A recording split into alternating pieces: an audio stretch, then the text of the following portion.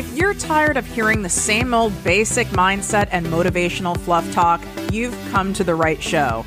Welcome to Project Me with Tiffany Carter, the podcast, where we dish on everything from managing that crazy brain of yours to manifesting abundance to my straightforward, actionable steps that will make you major money online. Now, I'm not your typical multimillionaire entrepreneur. It takes a small village to keep my anxiety and depression in check.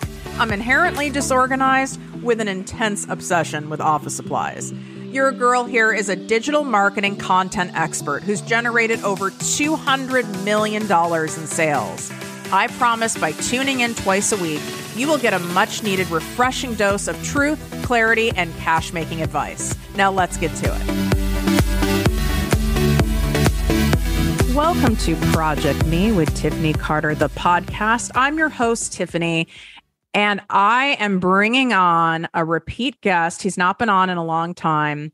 My friend, one of the only people who doesn't irritate the shit out of me in the online coaching space, James Patrick. He's an award-winning photographer and media specialist, but that doesn't go far enough for me. This man has shot more people in the fitness and wellness world on and put them on covers and been the photographer in charge for the cover shot of the magazine, which is responsible for selling the magazine, the most important shot, over 600 covers. He is the guy. And we were just talking before we came on that he's also the guy that gets to see behind the curtain of all these fit celebrities, fitness influencers, the ones who are winning, on the stages, the ones who win all the awards, the top bikini models, He's seeing them for hours and hours at a time, because that's on these photo shoots. He's seeing them in their most vulnerable state, because we all know it is vulnerable having our photos taken, especially when it's something as exciting and important as a cover. And we're going to peel back the curtain today on his observation over all these years of working with them. What separates the top line standout, ones who make the money, who get the endorsements, who get the deals, who get the press, who get all the things, from the ones who don't? Welcome on, James. Thank God you're here today, because you're in a mood too. I was just interviewed on his show, which you have to go listen to that. I'm going to put that in the show notes as well. I just got a weird notification on my computer. It's like, do you want to shut down? No, we're just getting. It's like, no, we're just getting started, people. We're not shutting down. But it's kind of like when you started the recording, it said, "Host has started recording. Do you want to leave the meeting?" That's enough. Should I? I don't know. I mean, this is going to be, we both have, first of all, we both look the same right now, which is very hysterical. We both have the hat on backwards, the black hat. I mean, this is like, if I were to say in a male form, who's the most similar to me, I would say it's James in our style. So if you don't know who he is, you're going to love him. But he is the founder of Fitposium, which is the most world-renowned event for fitness professionals to be able to learn how to get published, how to get booked, how to get those covers, how to get in the press, how to be truly a fitness star and stand out. This is the event. There's nothing like it. I've spoken at it for your last, I believe, 2 years, and I am speaking at it this year, and I'm going to be available as well in person. There's VIP for people who are watching online, which is great too. But if you come in person, you get to have a very intimate workshop with me with really determining your own brand positioning, your own it factor, and how to get noticed by the people who are in charge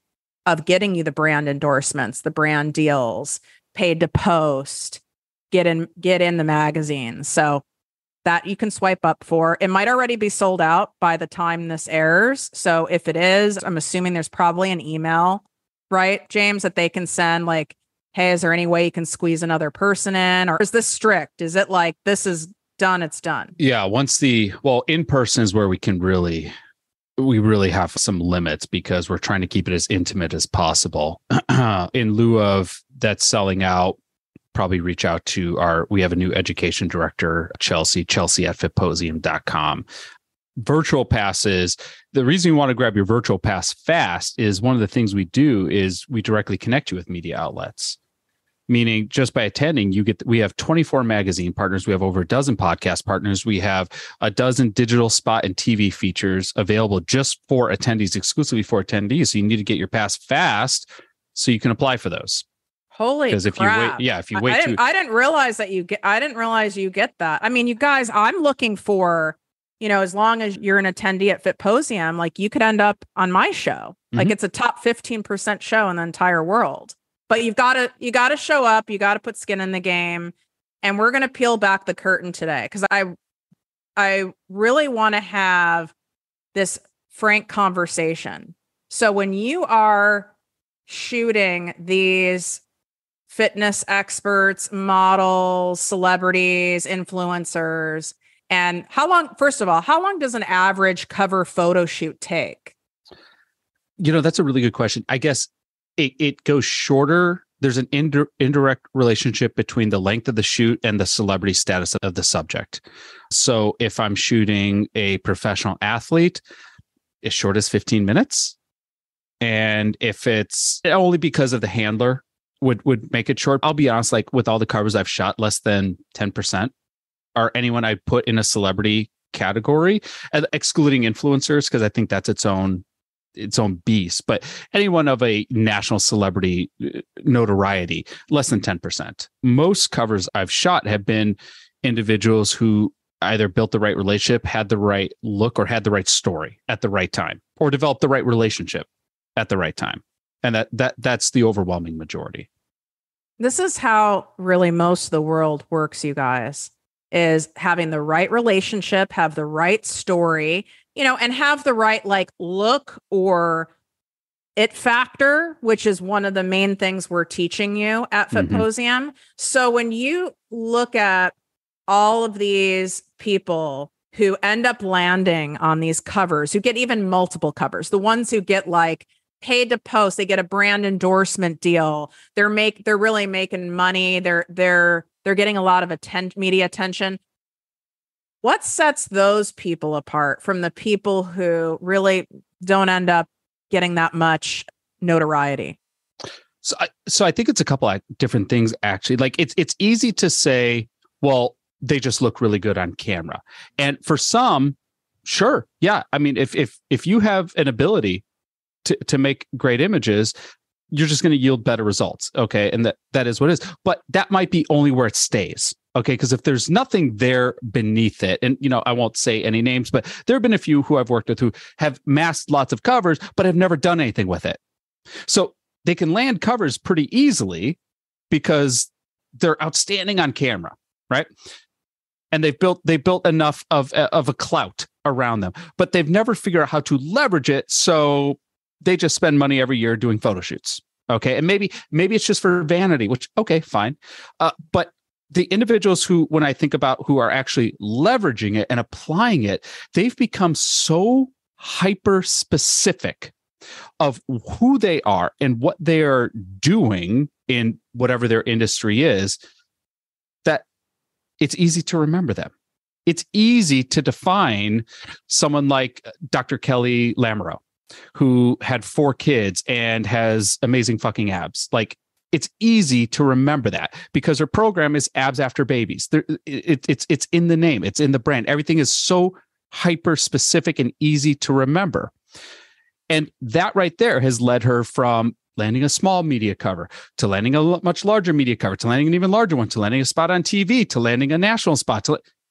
It starts to snowball because she's leveraging it. But more importantly, she's not just getting media just to get media because media feels really good and looks really good. And hey, that's cool. But she's taking that and using that when she's negotiating brand deals. She's taking that and she's using that when she's selling programs or trying to sell new products or new services. She wants to tap into all this clout she built with these media features to actually start to make some money from it versus just having because it looks good. I love this conversation because a lot of people, when I was a TV newscaster, And I still have people, because I'm so many friends in the industry still, but people would come to me because they thought business owners, people had personal brands, you name it. They were sold hot dogs. They wanted to be my friend. I'll put it to you like that, which I'm sure you get a lot of that too, James. And I have like 5 friends. Anyway, so these people would come because they thought if I was just featured once on TV, if I got a segment, if Tiffany hooked me up with her friend at Shape Magazine, and I got even an article in Shape Magazine, maybe not even the cover, then I would my phone would start ringing. Hollywood would call, I would start getting deals for being on a protein powder container. And that's the fast track to making money. What do you have to say about that? I don't know if you knew this, and this is not changing the subject. You'll see how this connects. But did you know I am the media professional of the year? No. Yeah. The American Advertising Federation awarded me this year as the media professional of the year. That's pretty fucking awesome, right? Yeah, that's a big deal. And I follow all your shit. So why didn't I know that? Exactly.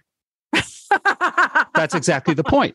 Because unless I am out there marketing that and applying that and getting people to know about that, it just is something to notice in hindsight and something to point out. Oh yeah, that happened to me at some point. It's the application.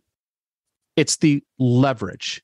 Because I could look at anything from awards to earned media to speaking on stages. And we talked about the vanity aspect of it, but there are 2 other reasons why you'd want to do it. Number 1 is authority. Okay. So when I'm able to show that I've been featured in Entrepreneur, or I'm able to show that I was featured on, pick any of my covers, and they chose to feature my work.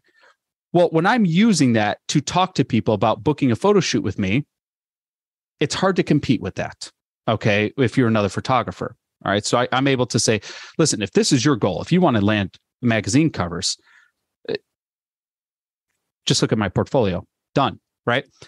But the second is lead generation. Now, this is more specific because let's say I wanted to generate leads for my work as a photographer. And let's just say I thought, I'll use Shape Magazine as an example.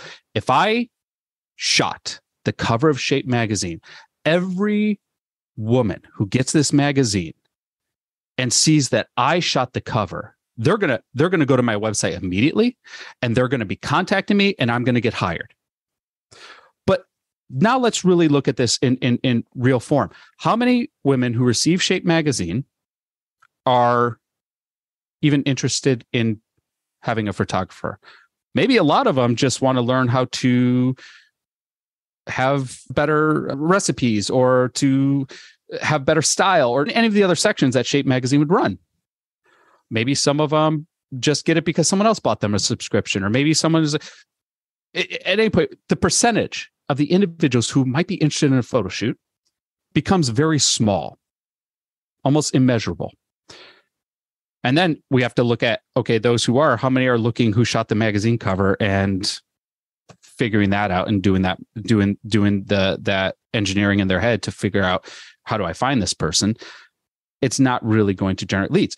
Now, let's contrast that to, let's say I was interviewed on a small local television show, and I talked about how I work with small businesses, helping them take photos to market their services and their products. Which would generate more leads for me? Without question, a small local market TV show. Because anyone who watches that show, one, is in my area. Okay, so already the geographic location is in my favor. And number 2, let's just say it's a show let's say it's on a business show, a small local business show. Now they're all business owners. Okay, and now I'm speaking directly to an audience who could be in the market for my product or my services. So when we target different media outlets, we do so with specific intentions. It's, yes, I want to land that feature in Shape Magazine, but that's only to amplify my authority. And I'm using that in hindsight. I'm using that in my marketing. I'm going to take that logo or that cover or that tear sheet. I'm going to use it in my marketing. But for lead generation, there are other outlets I might need to target. The thing that generates more leads for me It's probably not print journalism. It's probably podcast tours. Going on a podcast tour. It's an intimate conversation. It reveals so much about someone's personality, and it in a long form content. It's a direct response medium, meaning the device I'm listening to the podcast on is the same device I used to click someone's name, and now I'm into their ecosystem. So it's easy to build prospective leads doing digital features or podcast features. That's what I think about when I think, okay, where are we targeting? And why are we targeting specific outlets? I know I had to circumnavigate the globe to get to your answer there. But you also, you give good phone, and that art is very lost. So I can see why podcasts work really well for you. I'm like, James, you could just keep talking and I'm like listening. I'm like, God, he's really smart. I need to get it together over here. I had a total guilty question. Do you ever, and if the answer is no, don't answer. Do you ever listen to your own podcasts? Do you listen to yourself? I fucking hate listening to myself. Oh my I cringe. I think it's the only time I listen is I just had an episode come out that took me 4 years to land the interview. It's an exclusive interview. It's a very well-known detective. We can only use his first name. Very powerful 2-part series. And it had to be edited very carefully to not give away who he could possibly be. He'd end up dead. So I had to listen to it. And I was like, I need a cocktail. Like, I can't stand my own voice. Do you like your voice? Because I love I love my voice. So you listen to yourself. You're like, God, I'm good. I don't know if there's whatever you think would be embarrassing being walked in listening to your own podcast beats it. 100%. Like when someone walks in and they see me listening, not when I do an interview, but like a solo cast, and I'm just swimming in my ego.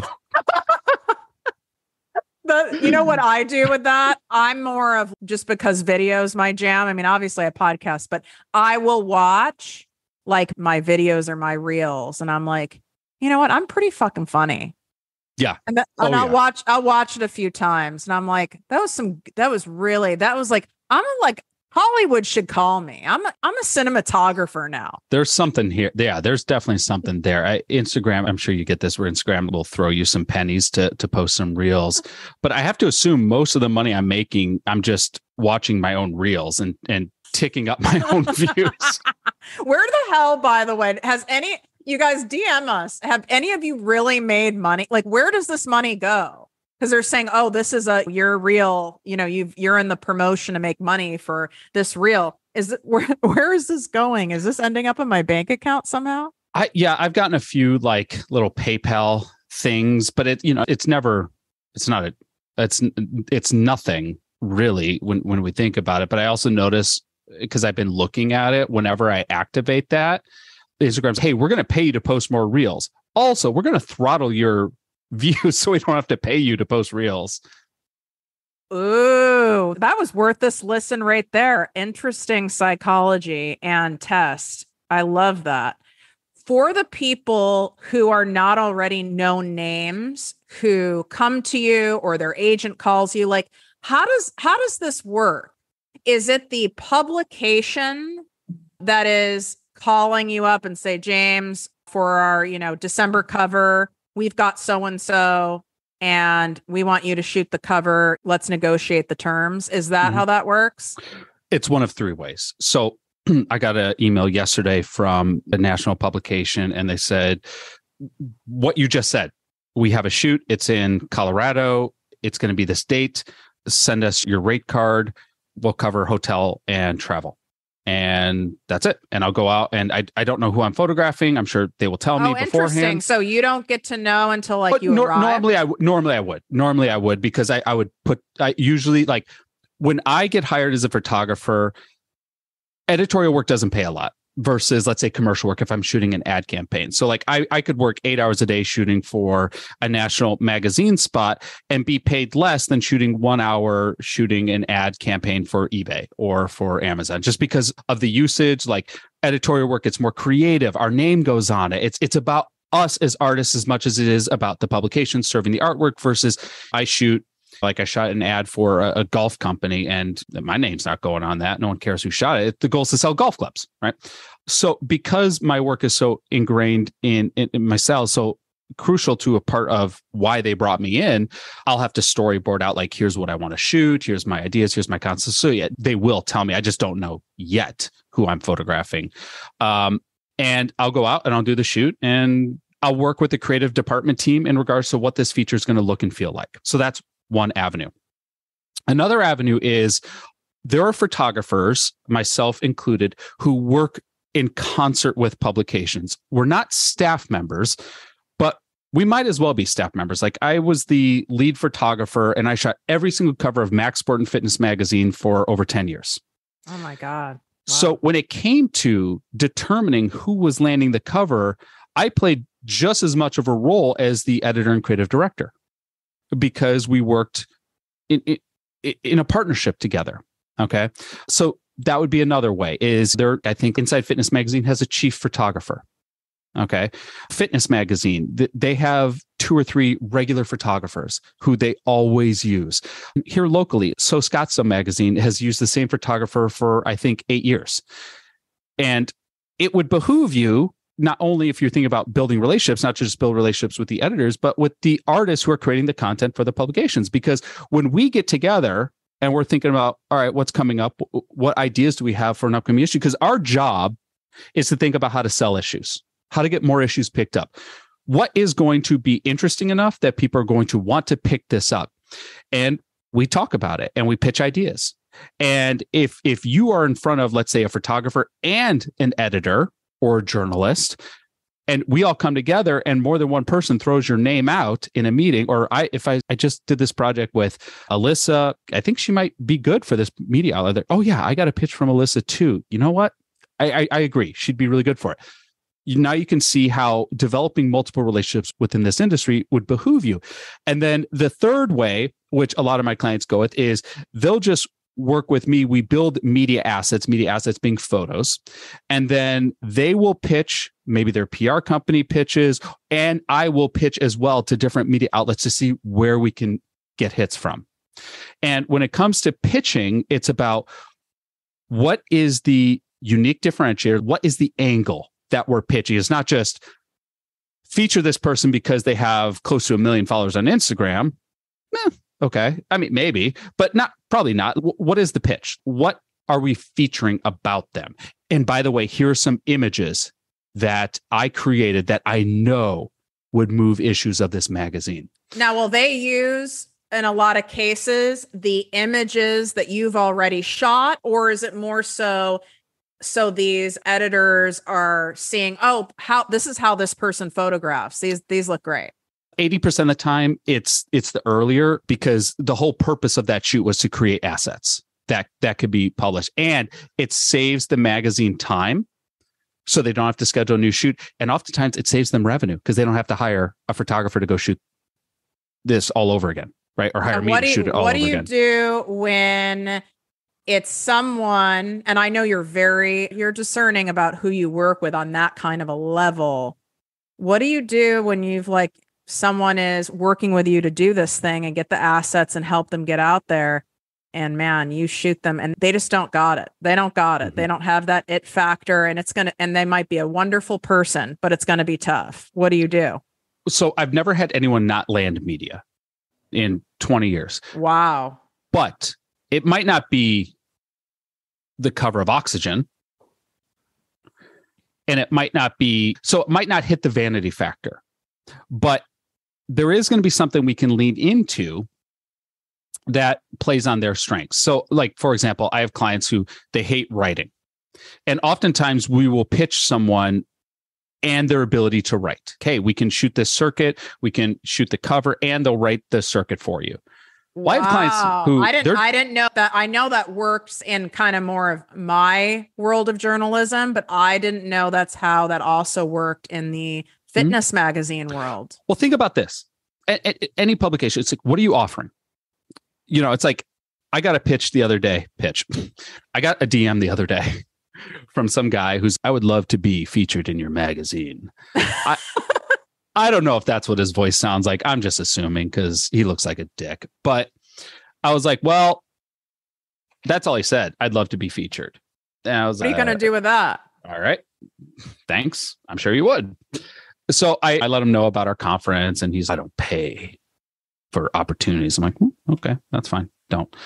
But when I'm looking at offering value to a publication, I want to show that to this publication or this magazine, called a podcast or a digital feature, that I'm coming to the table with something that is going to help them do their job, that is going to help them achieve their goals. If I want to be on someone's podcast, I don't just say, hey, it'd be really great to be on your podcast. You know how many of those we get a day? I'm not even exaggerating. It's 30 a day we get like that. Well, that's top 15%. But they all get deleted. All of them. Mm-hmm. How is that? So now you're going to make it James's job, the magazine's to think job, about what I need to do with you. We're lazy by nature. Yeah. Do the job for us. So okay, if I'm pitching someone for a feature, for a cover feature, I want to show who they are. I want to show what their angle or their hook is. And then I want to show what assets we can provide that would help this publication do their job. And their job is to serve their readers. So if I'm going, like I just did a shoot yesterday with a client. She came out, flew out from Canada, and we shot a bunch of cover looks and we shot a bunch of workout circuits. And we're going to take those and we're going to package them together and position them to different media outlets and say, listen, your work's done. We got the cover images. Here's her hook. You can interview her. We got these workout circuits. She's writing the workout circuit. So most of your work is now done. And all you have to do is slot this in. Okay. And it's going to be professional because I did the work. Okay. Because they already have a built up trust with you. Correct. Now, for individuals who hate writing, I'm a terrible writer. Okay. Let's lean into something that's a strength of yours. There are individuals who love talking. Let's get you in a podcast. Who love being on video. Let's get you on TV. Okay. So you don't have to do something that you are innately uncomfortable with. Okay. But in regards to individuals who, do they have it or do they not have it? My job is to ensure that I'm bringing something out of people that they themselves never saw before. And I've shot innumerable features with individuals who have never even been on camera before. And more importantly, when we think about, we were talking about celebrities earlier, I work with lots of professional athletes. You know what professional athletes are not? Professional models. I mean, some are, but more often than not, they are not professional models. They very are stiff. Very uncomfortable. They don't emote with their body language. Very stoic. And I still have to make something amazing with someone. And, it's like I said, with I might get 15 minutes. I had this one guy who I was photographing him for a cover and interior spread. The day after, he got destroyed online for having the worst team photo ever taken. There was blogs dedicated to how bad his team photo was. That's terrible. It blew up on Twitter the day before my photo shoot with him. Do you think he walked in that shoot with confidence or excitement? No, dread. No. Dude was fucking terrified. And then I have his publicist breathing down my neck saying, we only give the big guys 15 minutes. And, you're lucky we're giving you 15 minutes. She did sound like that, actually. That was her actual voice and tonality. Fun. And so I spent the first, 6 or 7 minutes just talking to him, just getting him comfortable. Kind of ribbing him a bit about the photo that he took. I'm like, set the bar low for me, man. All I got to do is beat that. And you're already going to be a hero. And, we get him laughing a little bit. And then all of a sudden he's comfortable. And the photo I took of him, and this is not a brag. It is a brag. It won a fucking award. No way. It was such a good photo. Yes, it won an award. It was so good. I was so proud of that photo. But that would never have happened had we not built a rapport with them. For your listeners, when it comes to working with someone, work with someone who you have that confidence that can build that rapport with you, who can build that trust factor with you, who can help break that wall to create something with you that you never knew was possible. That's, I think, what the goal should be.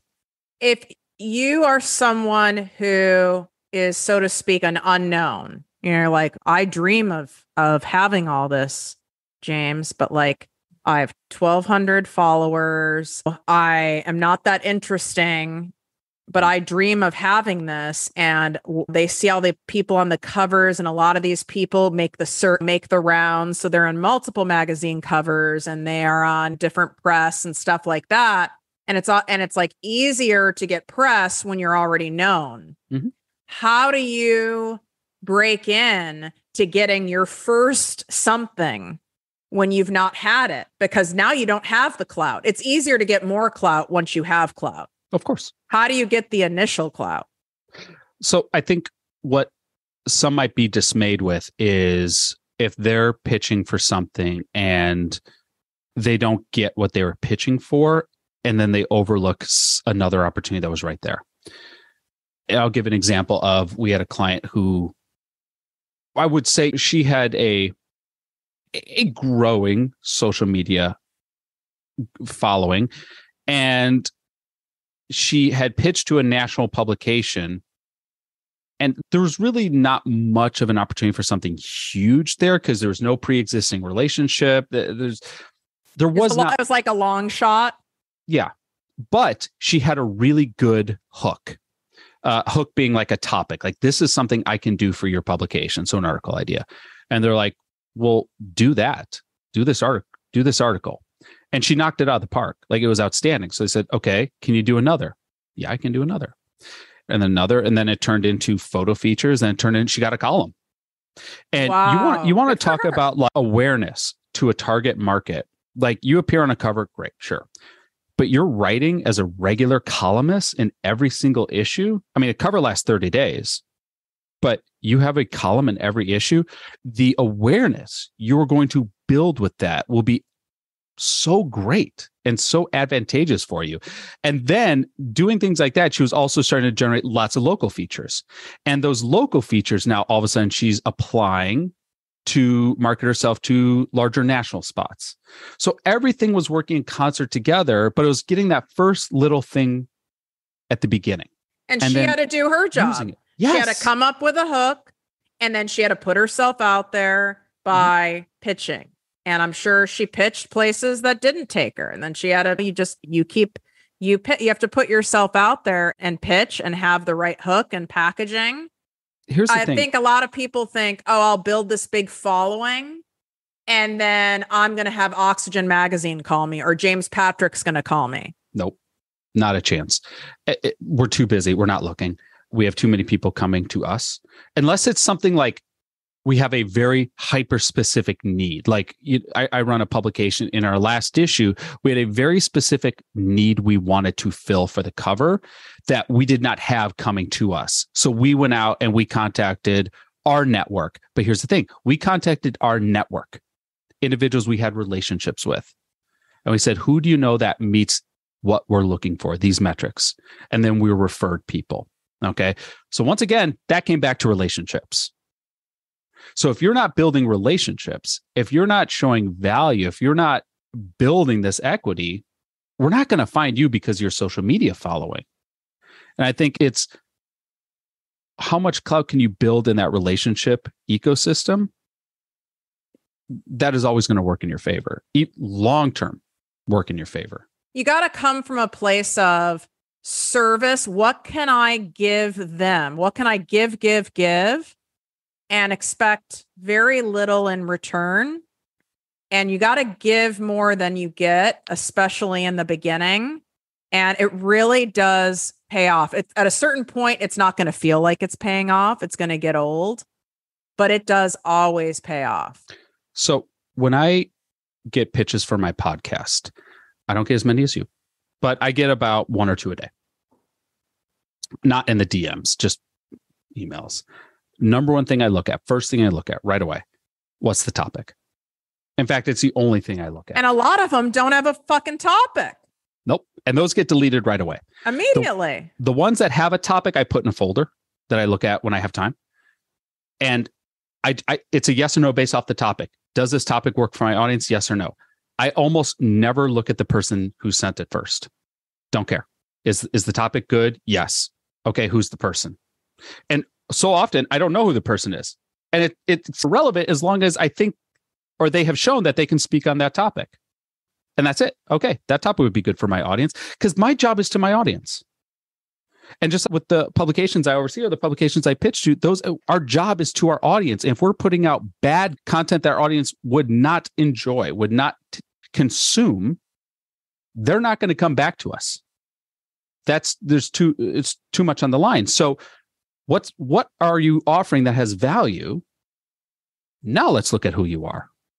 How do you know, but I'm asking on behalf of people listening, how do you know who to contact at these media outlets and publications? And I mean, I know what you told me before we came on of something that you get, I believe, for even doing the virtual VIP for Fitposium that like, I can tell you guys, literally, you'd have to pay. I mean, that list could be worth $25,000 and I'm not exaggerating. Mm-hmm. So I think that's also part of people's problem is because I'm a writer. I have a lot of writers in my audience and they would love to even submit to Mind Body Green or even submit to, publications that you serve, but they don't know who is the person to contact. And it sounds like so much work. Like, do I go on LinkedIn? Do I have to just Google and it's going to take me hours and hours? How do you know who to contact? First off, if you're worried about the amount of time it's going to take to find someone's email address, that's a huge red flag. Relationships are worth investing into, even if that means you're investing some time into finding how to stalk that person. No, do not stalk them. But when it comes to print media, editor-in-chief, find the editor-in-chief. Unless it's not the columnist or not the special segment editor. And the only caveat to editor-in-chief is if the publication is so large that you have a sub-editor for every section of the magazine. But 80% of the magazines you would want to target, the editor-in-chief is the only person you need to build an editorial relationship with. Now, you can target photographers as another inroad, okay? But if a publication gets big enough, let's just say something ubiquitous like Women's Health, now all of a sudden you have a fitness editor, you have a nutrition editor, you have a style editor.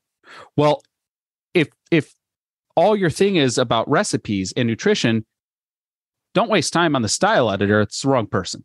Okay, this is not just let's blast this out, but the nutrition editor, that could be someone to build a relationship with. And it might be an easier person to build a relationship with than the editor-in-chief because she might be harder to reach. She might be getting too many emails. It might take too long to get in touch with her. Okay, so it's not what is the shortest path, but what is the most logical connection you have to build a relationship with that gets you into this media outlet. With the podcast, it's typically going to be the host, unless the show has a producer. But how do you get these people's emails or phone numbers? I mean, some of these publications, it's not very obvious, and especially like TV stuff, that's not obvious. So lots of publications will print the email addresses in what's called the masthead, which if you flip open, it's just a list of the staff members. And not to be clear, once you find one person's email address, most people within the company follow the same format. So if it's like first name at whatever.com, it's probably everyone's going to be that way 9 times out of 10. Or if it's like first initial and then last name at whatever.com. So that's something to keep in mind. Their Twitter accounts oftentimes will have it. Oftentimes you could just Google their name and the publication name and the word email, and it will pop up. It might sound like it takes a lot of time. It doesn't. Like 10 minutes, 15 minutes at most, I've taken to try to find someone's contact information. And now you have it.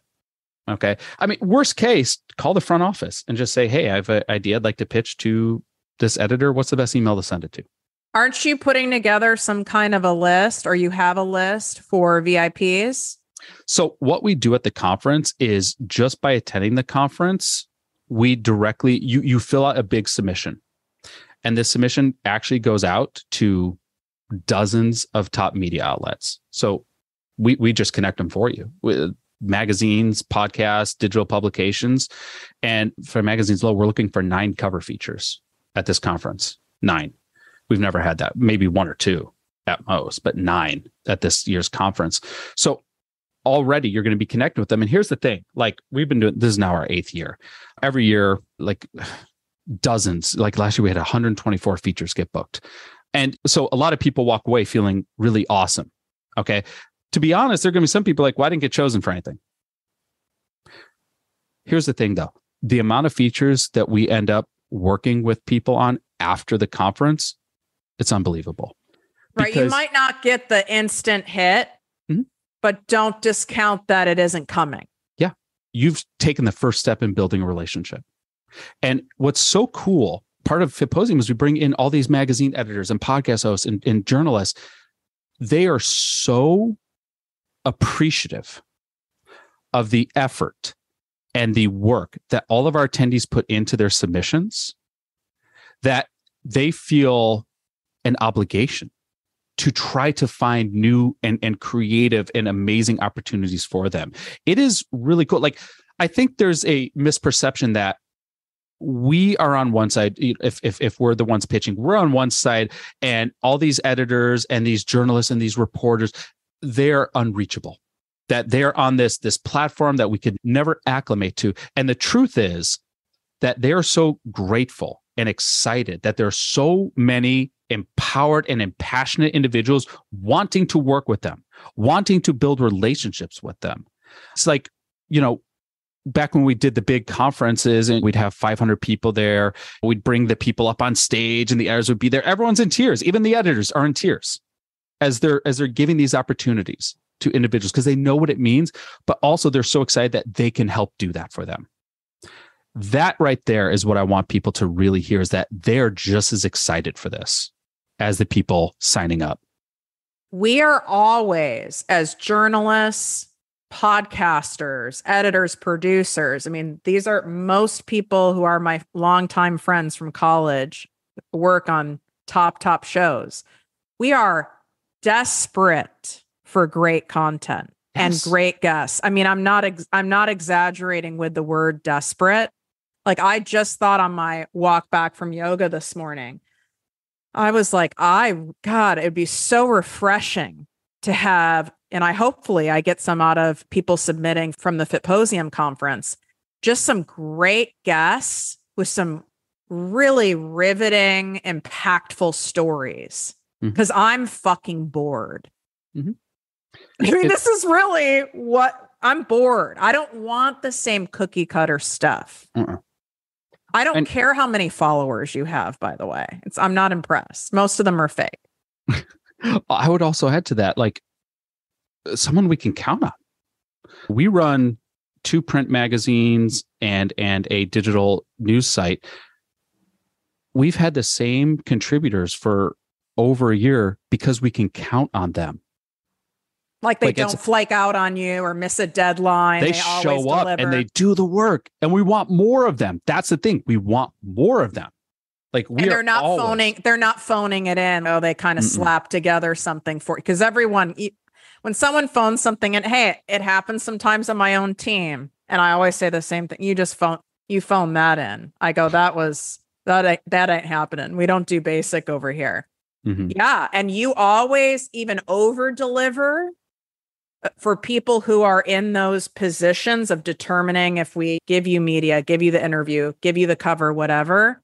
Oh, won't you refer those people to other publications? Because that makes you look good. Hey, I have someone who's solid. They might not even be your best looking, most famous person, but you're like, this person's solid. They have a good story, but you can damn count on them. They'll show up. They're a guarantee. That's my line that I say when I refer a guest to other podcast hosts. I go, person has a legit story. They're good. They're a good interview. They might not be the best, but they're good. But they're a guarantee. They're going to deliver. I love that. God, it's refreshing when there's someone like that. Yeah, it really is. It really is. And I wish selfishly, like, this is why we like doing the conferences. We find more people to work with. That's what is so cool about it. I know how many of you, because I always channel what you guys are thinking. Did you know 70% of my listeners are listening to the show right now in the shower, by the way? Have The you done? shower? Yep, No. 70%. Yep. I've never done that. I'm telling you, I hadn't either, and now I do. Try it. It's legit. It's wonderful. I'm really into it. I probably waste a little more water doing it, but the content when it's someone I really want to learn from, because you're relaxed in the shower, really sinks in. But I just want you to know that yes, these people are pooping or showering right now. I'm a worker outer podcast listener. I listen at the gym. Okay. My guess is that's probably the rest. But like everyone's multitasking. It's not like I can't imagine anyone sitting there with a pen and paper. Maybe you are. Well, that's what's so neat about podcasting is it's a passive medium. Unlike a magazine, you have to hold a tactile magazine. YouTube, you have to be watching it. I mean, I guess you can listen to YouTube, but it requires more than one sense. But podcasting, you can do while doing. I listen to podcasts while I'm cleaning my house on the weekends. And because of that, that's why it's such an attractive medium for entrepreneurs trying to generate lots of leads for their business. Or you fanatically organizing, which I learned that like you have issues. I knew you had issues with it because I've never met anyone more organized and system oriented, but I didn't know like you're the guy who has like the towels straight. Are you that guy? I get so mad because like I have these towels in our guest bathroom that are not to be used to dry you. It's to be used because they look clean and crisp and folded properly. And my wife keeps using them to dry our son. Stop it. Because then these are vanity towels. Yeah. Damn it. Then I have to wash it and I have to refold it and I have to put it like he has his own towels, which are folded very nicely as well, by the way. There's a system. And just follow the system. Oh my God. I love this. I mean, I need you to organize me. Like I appreciate organization and systems, but I don't want to be the one to create them, but I will follow them to a T. Like I get it. I get how that works out. If you guys are loving this episode and appreciating what you're learning today, you just got the curtain pulled back on how this really works to get true press for your business, whether you're someone who nobody knows or you're someone where some people know or a lot of people know. Take a screenshot, share this in your Instagram, Facebook stories, tag me at ProjectME with Tiffany, tag James at J Patrick Photo. Since you're in the shower, if you just tag me, it's okay. I'll repost and make sure that James is tagged as well. This was really eye-opening to me and want to do a submission. Even though I'm a speaker at Fitposium, would you let me submit or no? Without question. I'm being dead. No question. I'm being dead ass right now. Like I was like, you know what? Why wouldn't I do that? And I wanted to ask you on air because I wanted you guys to hear, like I asked where I think a lot of you are afraid to ask. You don't want to look stupid. You don't want to look like that you need something or you really want something because it doesn't make you like look as cool or whatever. Fuck that. Ask. A lot happens when you ask, and then you start asking the right people and you put yourself in environments where the right people are there, like Fitposium. That's why you had, what was it? 124 people got media hits. Yep. And the thing is, go look at the site. I've swipe up. The link's in there. It's fitposium.com. But swipe up. I think I have a special link. You can use that. If you don't, it's okay. But swipe up. You're probably thinking this is going to be like $20,000 because it really could be, and it's not. So swipe up, take a look. You're going to die when you see all these covers. You're going to go, oh my God, I know that person. I know that person. I know that person. Are there any final parting words that you want to tell the people? 20 years of doing this, I've probably been told no. I could count it on one hand. And I think that's really important because so often we fear that when we put ourselves out there, that it's just going to be this hard wall. But the truth is if we are approaching this with the intention of building relationships, it's never a no. It is, how can I mold this into a yes? And that's not just bullshit talk. Like I was pitching a TV show for myself to be on this TV show. And I had developed a relationship with this journalist and I pitched this idea and it didn't work. And she said, probably not for our audience. Can you rework this? Yes, I can. Pitch it again. No. Pitch it again. No. 4 months later, I came up with a pitch that she was like, oh, this is good. This would work for our show. And I was on the show and I delivered. And I made sure that feature got lots of views, got lots of web hits on the replay. She's had me back on 4 more times.